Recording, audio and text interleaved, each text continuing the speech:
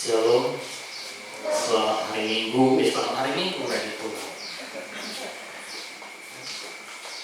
Selamat memperingati kenaikan Tuhan kita Yesus Kristus. Bapak Ibu Saudara yang dikasih Tuhan, ya, kita bersyukur pada Tuhan, pertolongan Tuhan, penyertaan Tuhan, karya Tuhan yang begitu luar biasa dalam kehidupan kita.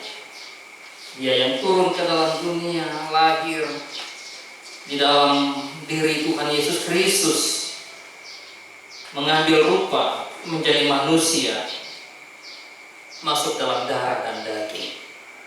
Allah yang tidak terbatas, rela membatasi diri, menderita, disiksa, dianiaya, dicaci, dimaki, dicambuk, disalibkan, hingga mati di kayu salib.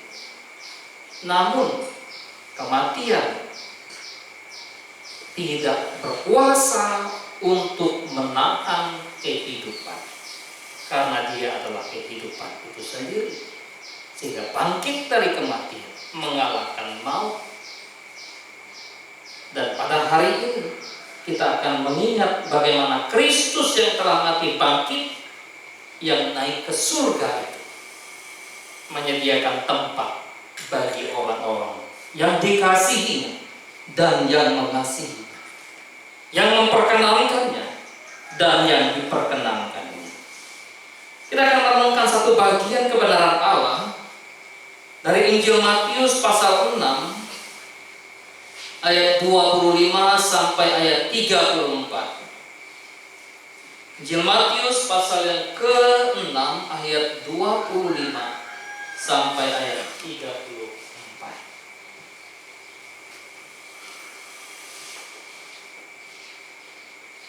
Iya, Bapak Ibu Saudara dikasih Tuhan bisa memperhatikan. Nanti saya akan membacakan bagian ini. Perhatikan di dalam Alkitab atau di dalam handphone, ya, yang sudah diinstal dengan kitab suci di sana, atau yang di depan sudah saya siapkan. Demikian firman Allah. Karena itu aku berkata kepadamu, janganlah khawatir akan hidupmu, akan apa yang hendak kamu makan atau minum. Dan janganlah khawatir pula akan tubuhmu, akan apa yang hendak kamu pakai. Bukankah hidup itu lebih penting daripada makanan, dan tubuh itu lebih penting daripada pakaian? Pandanglah burung-burung di langit, yang tidak menabur dan tidak menuai dan tidak mengumpulkan bekal dalam lumbung, namun diberi makan oleh Bapamu yang di surga. Bukankah kamu jauh melebihi burung-burung itu? Siapakah di antara kamu yang karena kekhawatirannya dapat menambahkan sehasta saja pada jalan hidupnya? Dan mengapa kamu khawatir akan pakaian? Perhatikanlah bunga bakung di ladang, yang tumbuh tanpa bekerja dan tanpa memintal. Namun aku berkata kepadamu, Salomo dalam segala kemegahannya pun tidak berpakaian seindah salah satu dari bunga itu. Jadi jika demikian Allah mendandani rumput di ladang, yang hari ini ada dan besok dibuang ke dalam api, tidakkah Ia terlebih lagi mendandani kamu, hai orang yang kurang percaya? Jadi jika demikian Allah mendandani rumput di ladang, yang hari ini ada dan besok dibuang ke dalam api, tidakkah Ia akan terlebih lagi mendandani kamu, hai orang yang kurang percaya? Sebab itu janganlah kamu khawatir dan berkata, apakah yang akan kami makan? Apakah yang akan kami minum? Apakah yang akan kami pakai? Semua itu dicari bangsa-bangsa yang tidak mengenal Allah. Akan tetapi Bapamu yang di surga tahu bagaimana kamu memerlukan semuanya itu. Ayat 33. Tetapi carilah dahulu kerajaan Allah dan kebenarannya,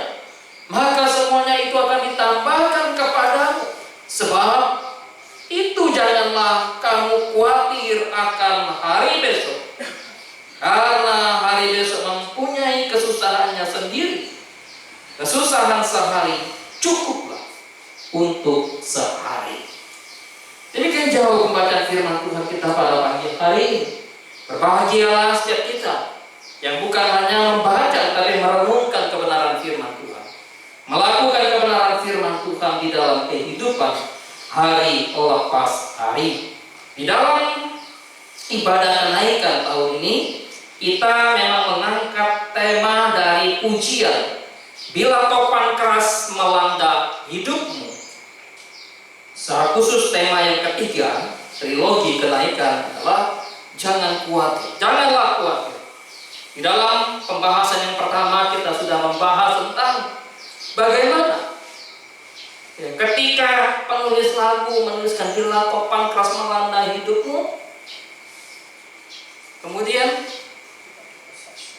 bila putus asa dan letih lesu. Kita sudah bahas. Kemarin minggu lalu kita membahas tentang bagian yang kedua. Adakah beban yang membuat kau penat dan salib yang kau pikul menekan berat? Kalau bait yang ketiga sebetulnya bila kau memandang harta orang lain, ingat janji Kristus yang lebih permai, yang lebih indah. Dan bait yang keempat, dalam pergumulanmu yang ada di dalam dunia, janganlah khawatir. Bila topan keras melanda hidupmu, itu sudah dibahas tentang sedikit penulisnya juga. Ini bukan seorang alumni sekolah teologi, bukan seorang yang dibentuk dalam dunia pendidikan teologi, tidak. Dia hanya orang biasa, orang awam, seorang pekerja di sebuah perusahaan asuransi, seorang yang kemudian punya kemampuan yang baik untuk berkhotbah, walaupun tidak belajar secara formal tentang ilmu homiletika, apalagi hermeneutika. Tetapi bagaimana kehidupannya dipakai oleh Tuhan begitu luar biasa. Dia dipakai oleh Tuhan bukan hanya menciptakan lagu, tetapi juga diberikan kesempatan untuk menyampaikan firman Allah. Ayahnya seorang penyanyi, juga bukan seorang pendeta, bukan seorang yang dibentuk dalam dunia teologi, seorang awam, seorang tukang, tetapi aktif dan terlibat di dalam sebuah pelayanan, menjadi pemimpin pujian, memiliki suara yang baik, suara yang bagus, sehingga John Slowman Junior ini begitu kagum, begitu bangga dan begitu tersentuh dengan puji-pujian yang sering kali dinyanyikan oleh ayahnya. Ketika dia masih kecil, dia menyaksikan, melihat, mendengar suara merdu dari sang ayahnya, sehingga itu menginspirasi dia, memberkati dia. Puji-pujian rohani yang dinyanyikan dengan sungguh-sungguh akan menjadi berkat bagi siapapun yang akan mendengarkannya, yang membuka hati untuk itu. Karena itu kita di tempat ini kita terus kembangkan kemampuan belajar. Kalau bernyanyi sungguh, nyanyikan pujian, nyanyikan untuk kemuliaan bagi nama Tuhan. Bila topan keras melanda hidupmu, judul yang sebetulnya ada beberapa judul memang diberikan di sana.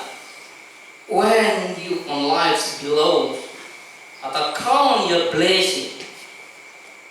Ketika ia melihat, mengimani perjalanan kehidupan keberimanan, lalu mencoba merenungkan saat kehidupan bergejolak, saat kehidupan berkecamuk dengan berbagai pergumulan, itu berkat Tuhan. Karena itu lagu ini lagu yang sangat indah, lagu yang sangat-sangat menyentuh kehidupan kita manusia. Siapa manusia yang tidak punya pergumulan? Semua punya, bukan? Pergumulan itu dimiliki oleh setiap manusia, tua, muda, kecil, besar, laki, perempuan, kaya, miskin, semua pergumulan itu pasti dimiliki oleh manusia. Karena itu ketika dia mengarang lagu ini menyentuh hati, bukan saja bagi dirinya, tapi bagi banyak orang yang mendengarkan dan yang menyanyikannya dengan sungguh. Karena itu kalau anak-anak STT nanti ngajar sekolah minggu, teman-teman yang ngajar sekolah minggu, ajarkan juga lagu yang bagus, yang berbobot. Walaupun itu lagu Kidung Jemaat sedikit agak panjang misalnya, tetapi itu sangat bagus. Ajarannya, teologinya, iramanya pun ringan, indah dan bijak untuk dinyanyikan, sehingga dapat diikuti oleh siapapun. Melalui lagu ini kita bisa mengangkat suara kita, hati kita, dan bahkan beban hidup itu yang menindih kehidupan kita. Banyak lagu yang dikarang oleh beliau ini, oleh Johnson Ottman, dan salah satunya selain ini adalah Kudaki Jalan Mulia. Kudaki jalan mulia, tetap doaku inilah. Itu lagu-lagu yang sangat menguatkan, lagu-lagu yang sangat meneguhkan. Kehidupan manusia adalah kehidupan yang penuh dengan gejolak. Siapa yang tidak mengalami gejolak dalam kehidupannya? Karena itu baik dari baik menggambarkan bagaimana kehidupan yang dialami oleh manusia itu dia tuangkan dalam syair lagu yang begitu menyentuh. Bila topan keras melanda hidupnya. Ketika topan keras melanda itu sudah digambarkan, dijelaskan. Kerinduan kita tentu ingin keluar dari sana, tetapi seringkali orang mengalami putus asa, mengalami letih, mengalami lemah lesu karena tidak ada harapan lagi.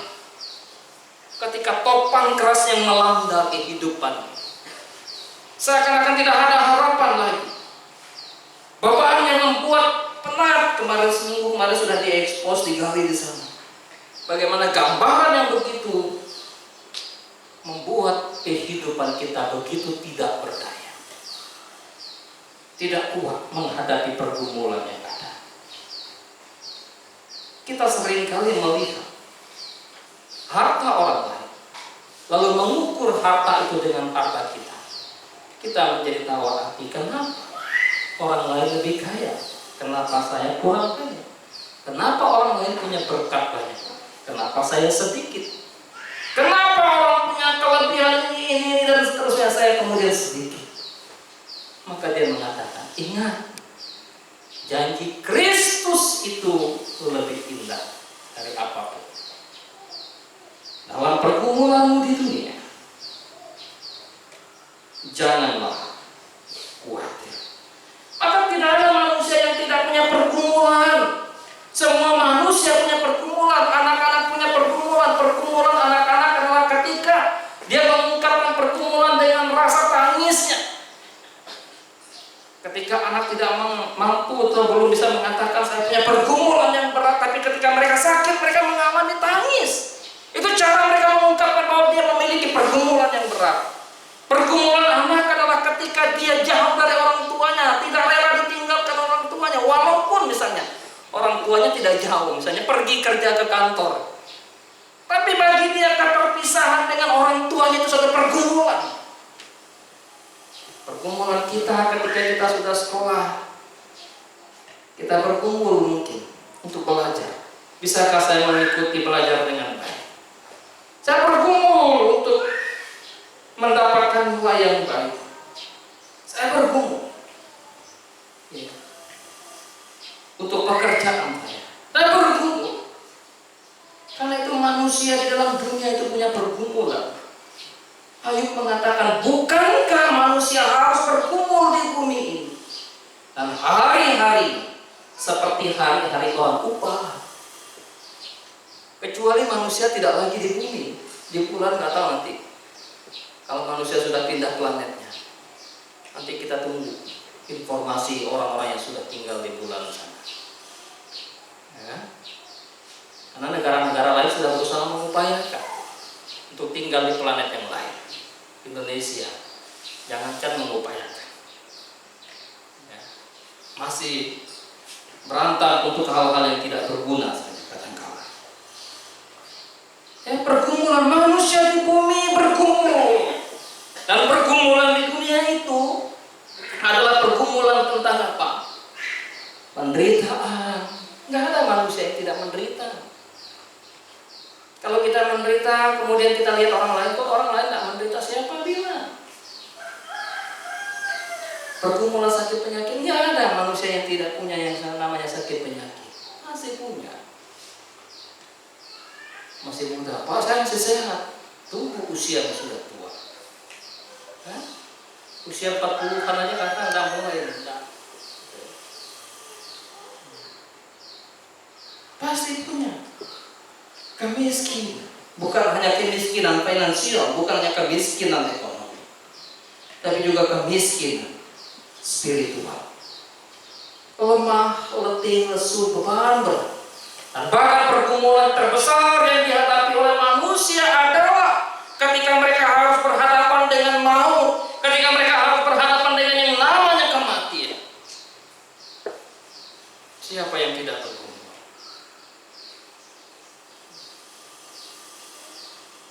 2 minggu lalu, ketika kami pulang dari Jakarta, pesawat yang kami tumpangi karena cuaca kurang baik, saya tidur, saya tidak tahu karena ngantuk.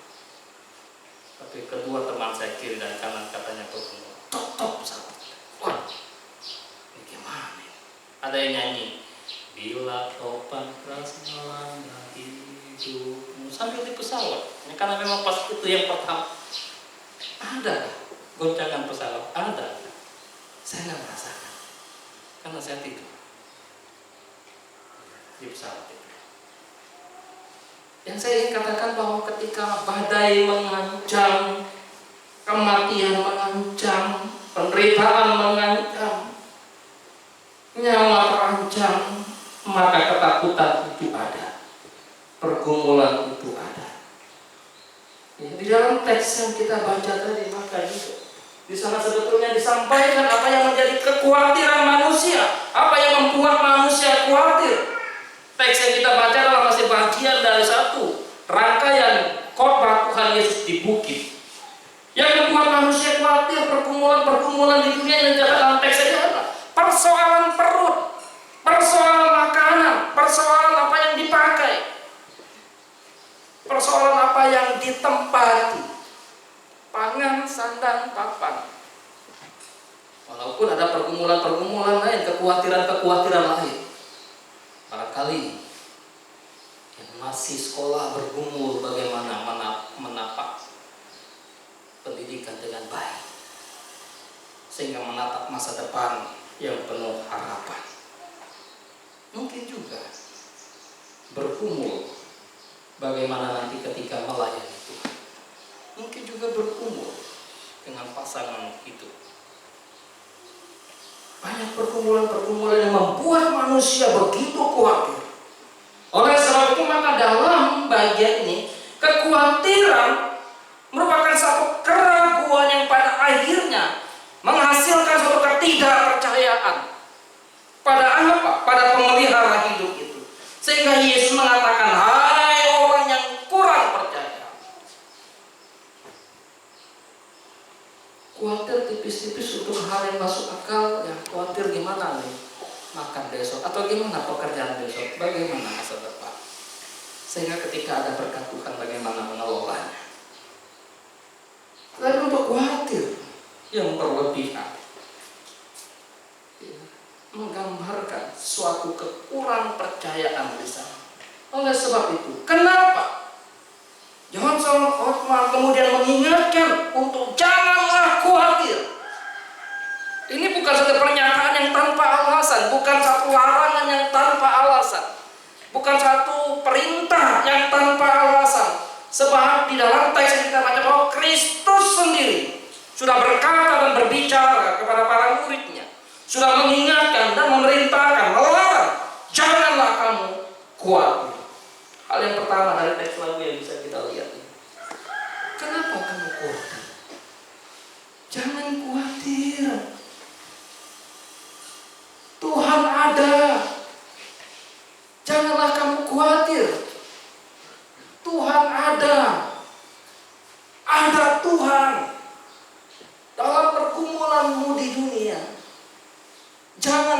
khawatir.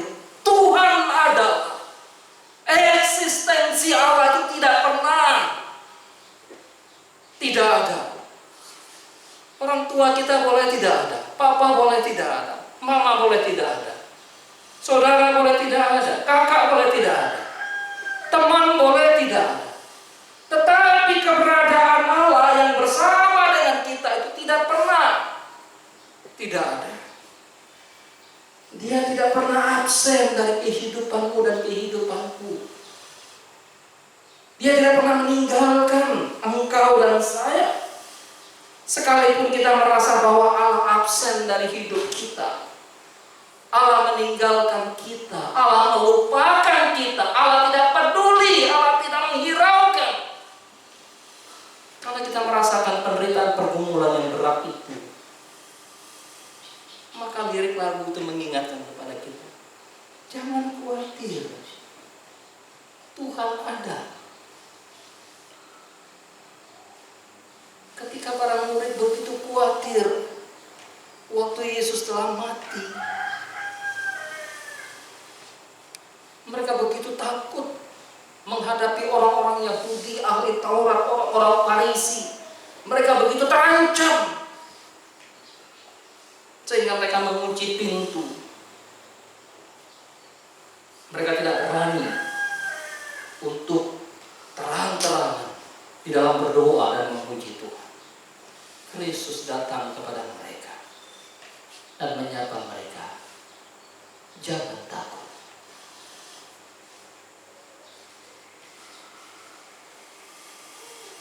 Percayalah pada Tuhan.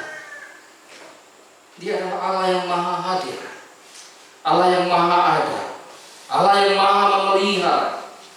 Dalam teks yang kita baca tadi, dia adalah Allah yang maha tahu. Dia tahu Bapamu yang di sorga itu tahu apa yang menjadi keperluanmu, apa yang menjadi kebutuhan.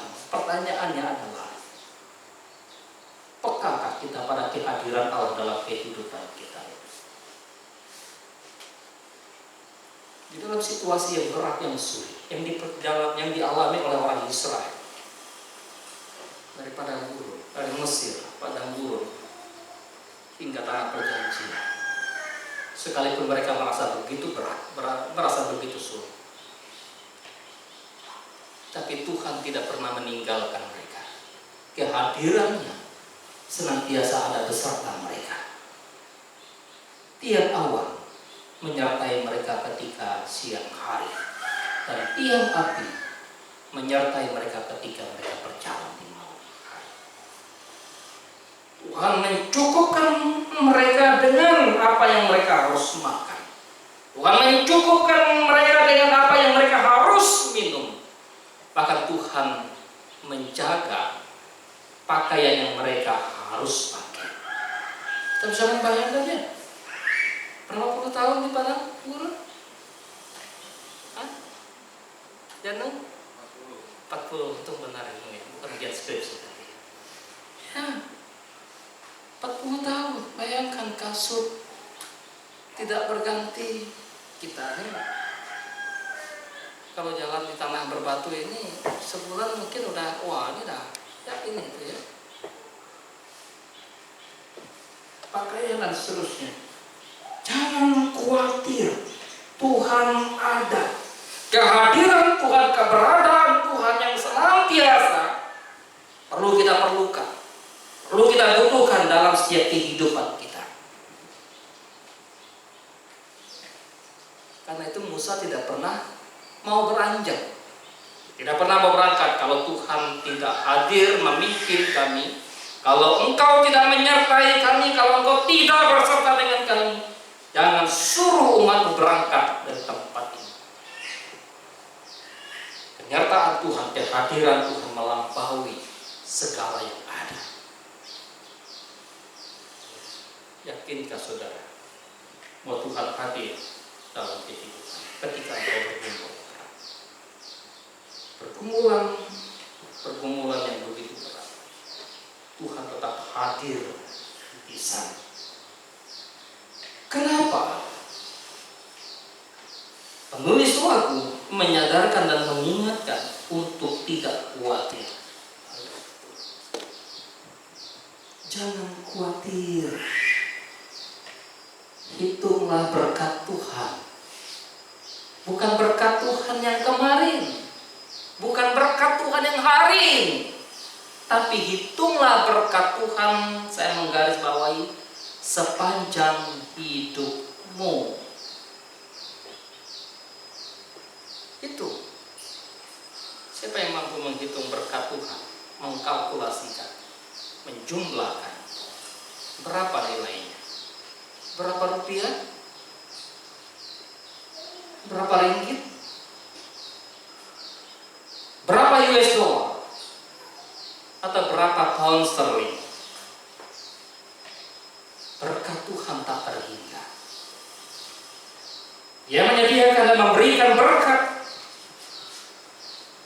baik yang temporal, yang sementara, maupun yang kekal. Kalau kita membaca tulisan Paulus di dalam suratnya kepada jemaat di Efesus, bagaimana dia menyediakan, memberikan berkat, harta yang terindah, harta yang tak ternilai harganya, harta yang tidak pernah usang, yang tidak pernah bisa hancur. Hitunglah berkat Tuhan dalam hidupmu. Kalau kau khawatir bergumul dengan sesuatu yang berat, oh Tuhan, pergumulanku berat, lihat ke belakang, ternyata sudah lewat beberapa peristiwa kesulitan dan ada berkat Tuhan di sana. Bayangkan, yang tidak pernah kita sadari, Tuhan sediakan udara yang tidak terbatas untuk kita hirup. Itu zaman COVID, orang berebut membeli oksigen sampai kosong hanya untuk memperjuangkan dapat aja oksigen, masih harus antri karena bisa pulang kosong, dapat oksigen. Orang berusaha untuk menimbun obat ketika pandemi datang, yang harusnya obat itu bisa jatah untuk orang lain, dibeli semua oleh yang mampu, oleh yang kaya, oleh yang punya uang. Kasihan kan kita yang gak mampu membelinya. Ingat, itu berkat Tuhan yang Tuhan berikan kepadamu dan kepadaku. Karena itu Paulus dalam suratnya kepada jemaat di Roma, akan tetapi Allah menunjukkan kasih-Nya kepada kita oleh karena Kristus telah mati untuk kita ketika kita masih berdosa. Kristus telah mengasihi kita, Allah telah mengasihi kita ketika kita belum mengasihi Dia. Ketika kita belum mampu memuliakan Dia, menyembah Dia, dan mengagungkan Dia, Dia sudah memberkati kita, mengasihi kita. Karena itu Paulus kembali mengatakan, Ia, yaitu Allah yang tidak menyayangkan anaknya sendiri, tetapi menyerahkannya bagi kita semua. Bagaimana mungkin Allah tidak mengaruniakan segala sesuatu kepada kita bersama-sama dengan Dia? Karena itu berkat terbesar dalam kehidupan saya dan saudara bukanlah berapa uang yang kau dan aku miliki, bukanlah berapa jumlah luas tanah yang bisa kita miliki, bukanlah berapa besar rumah yang kita bisa punyai, tapi seberapa besar kita hidup dan beriman pada Kristus, menyerahkan hidup kita pada Tuhan. Yang mudah ya, bergumul. Kadang-kadang kita mesti bergumul untuk menjalani kehidupan. Karena itu dalam ayat yang ketiga penulis lagu, kalau kamu lihat harta orang lain, kalau kamu lihat hartamu sendiri, kita bisa marah sama Tuhan, kita bisa komplain, kita bisa kecewa. Teks yang kita baca tadi di atasnya juga sebelumnya mengingatkan bagaimana tentang harta kekayaan. Kalau Injil Lukas juga begitu. Kalau bicara tentang kekhawatiran, sebelumnya bicara tentang orang yang datang kepada Yesus mengadukan kepada Yesus tentang apa? Guru, jadilah penengah di antara kami, karena saudaraku tidak mau berbagi warisan dengan aku. Kamu khawatir? Ingat, itu berkat Tuhan. Sampai pada hari ini sampai pada detik ini mampu kita hidup. Sepanjang hidup, ketika bicara tentang sepanjang hidup berarti bukan hanya bicara hidup yang sementara, bukan hanya bicara hidup yang temporal yang ada di dalam dunia. Bicara hidup ketika kita memahami hidup dalam perspektif iman Kristus. Itulah berkat Tuhan sepanjang hidupmu. Ketika engkau hidup dalam kekekalan, hitung itu berkat Tuhan. Maka Kristus mengatakan, aku menyertai kamu senantiasa sampai kepada akhir zaman. Hal yang ketiga, kenapa dilarang untuk jangan khawatir? Ada malaikat Tuhan yang menyertai. Janganlah khawatir, Tuhan adalah. Itulah berkat kau beri, hidupmu di surga tiada terperi. Jangan khawatir. Berkat Tuhan menyertai, malaikat yang menyertai. Ada penyertaan malaikat Tuhan bagi kehidupan orang percaya. Malaikat itu apa sih? Malaikat itu siapa? Kalau kita membaca Ibrani, makhluk surgawi yang diciptakan oleh Allah untuk melayani, dikhususkan untuk melayani. Baik melayani Allah maupun melayani orang percaya. Di dalam kitab 1 Raja-Raja pasal yang ke-19, ketika Nabi Elia yang berjuang seorang diri melawan Nabi Baal, mengalahkan Nabi Baal, dan pada akhirnya Nabi Baal semua dibunuh. Nabi Baal 450. Lalu ketika Isabel tahu, mendengar dari Raja Ahab bahwa Elia sudah mengeksekusi semua Nabi Baal. Nabi Baal ini peliharaan Isabel, yang disponsori dia, dikasih makan sama Isabel. Celaka ini Elia. Aku akan memperlakukan dia sebagaimana ia memperlakukan nabi-nabi Baal. Maka Elia melarikan diri, pergi. Nanti sampai ke Gunung Karmel. Ketika dia putus asa, frustasi, Tuhan, aku tidak lebih baik dari bangsaku, dari nenek moyangku. Aku mau mati, cabut saja nyawaku. Ketika dia dalam kondisi yang lemah, letih, lesu, dan berbeban berat, malaikat datang membangunkan dia. Elia, bangun, makan. Kepada Elia disediakan roti untuk dimakan dan air untuk diminum. Sampai 3 kali, Elia bangun, makan. Engkau mesti melanjutkan perjalanan supaya engkau ada kekuatan. Ada penyertaan Tuhan, malaikat Tuhan bagi kita. Ketika para rasul bergumul setelah kematian Ananias dan Safira, lalu orang-orang Farisi, ahli Taurat, imam-imam kepala tidak menyukai gerakan para rasul, maka mereka dipenjara. Lalu datanglah malaikat Tuhan kepada para rasul, membawa mereka keluar dari penjara, dan penjara dalam tetap terkunci. Bingung kepala penjara. Ini penjara ini tetap terkunci, siapa yang melepaskan mereka?